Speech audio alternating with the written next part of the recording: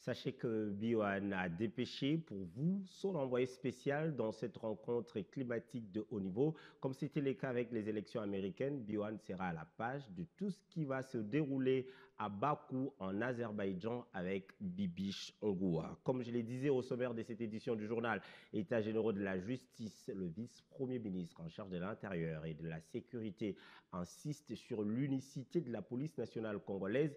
Lors de son intervention, Jacquemain Chabani a rappelé la contradiction existante dans les deux textes régissant la police nationale congolaise et la police judiciaire de parquet, ainsi que le Bureau central national à Interpol.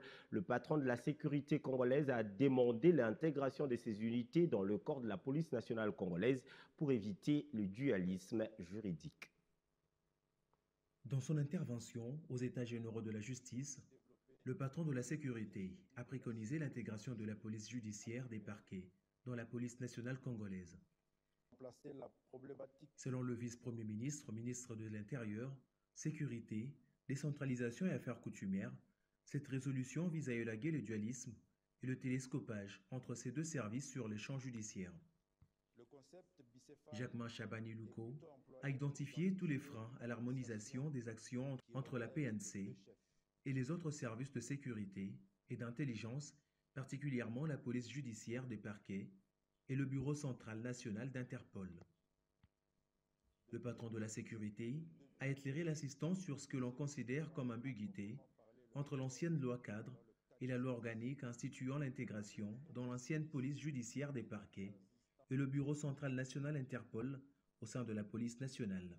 Dans son intervention aux États généraux de la justice, le patron de la sécurité a préconisé l'intégration de la police judiciaire des parquets dans la police nationale congolaise. Selon le vice-premier ministre, ministre de l'Intérieur, Sécurité, Décentralisation et Affaires coutumières, cette résolution vise à élaguer le dualisme et le télescopage entre ces deux services sur les champs judiciaires.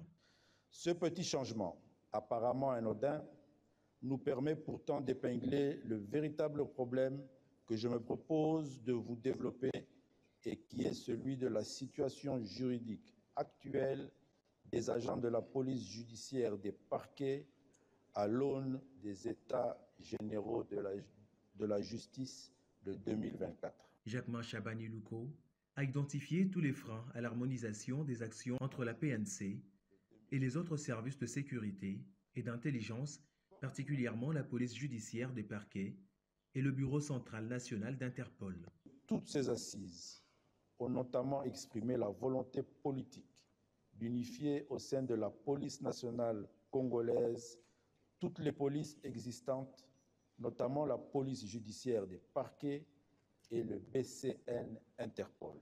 Le patron de la sécurité a éclairé l'assistance sur ce que l'on considère comme ambiguïté entre l'ancienne loi cadre et la loi organique instituant l'intégration dans l'ancienne police judiciaire des parquets et le Bureau central national Interpol au sein de la police nationale.